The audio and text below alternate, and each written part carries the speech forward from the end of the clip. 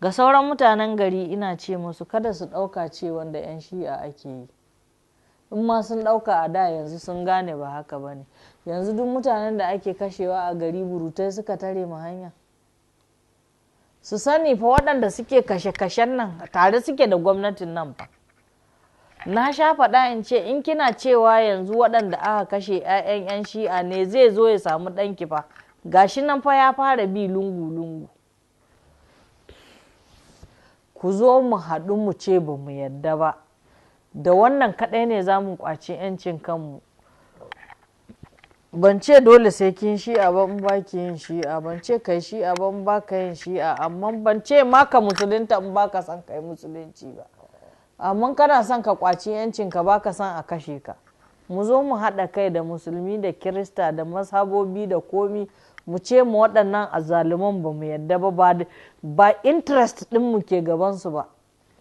Ba su san kowa ba sai kansu, sai azzaluman da suka ɗora su saboda su riƙa kwasan dukiyanmu suna kai musu.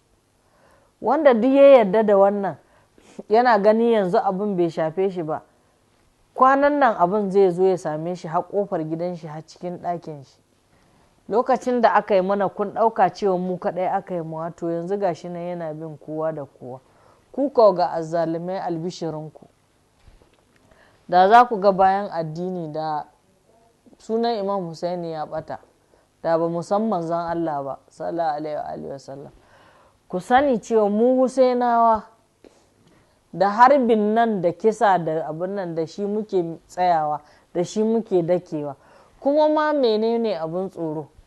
Kun harbe mu yanzu, kamar ni kun harbe ni, kun kashe mun 'ya'ya, kun jikkata ni, kun kwashe mun dukiya, duk abin da zan ce ina jin tsoron kada ku yi kun yi, to tsoron me kuma zan ji? To ku sani miliyoyin iri na kuke haifarwa yanzu, wanda ba mu tsoron ku, ba mu shakkan ku, ba mu jin shakkan wani abin da za ku yi, don kun kai ƙuras. Me ya rage ku kashe ni? Sai kwana na ya ƙare, don da za ku kashe ni da ban fita daga gyalle su ba.